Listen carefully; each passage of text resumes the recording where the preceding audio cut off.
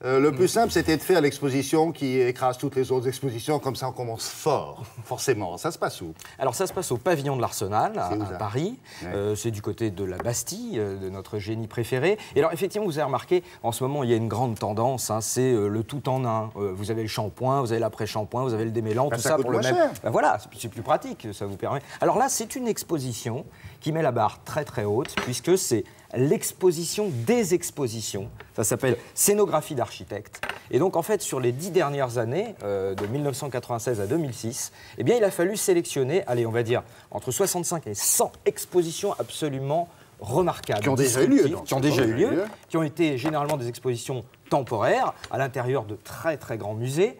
Et évidemment, il y avait deux grands soucis majeurs à cette exposition. Le premier grand souci, c'est que, d'accord, c'est bien gentil de faire une rétrospective comme ça sur 10 ans, mais enfin, comment est-ce qu'on va sélectionner les fameuses expositions?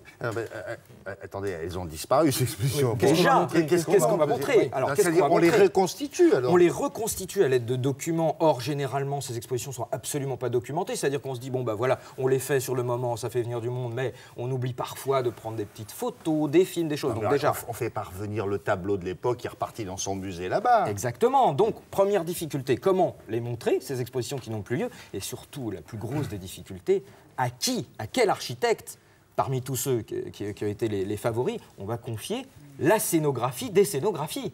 Parce que celui-là, Moi, c'est pas ça qui m'aurait fait peur. il a une grosse pression sur les épaules quand même. Moi, c'est la reconstitution. Moi, c'est de prendre des extraits d'expositions, les mettre bout à bout, mais elles ont disparu depuis certaines pour 10 ans. Alors ça, c'est Christine Desmoulins qui est le commissaire scientifique de cette exposition qui s'est chargée de réunir les documents, mais surtout, c'est Dominique Perrault. Dominique Perrault, si ça vous dit pas grand-chose, c'est celui à qui on doit la très grande bibliothèque. La très grande bibliothèque. François.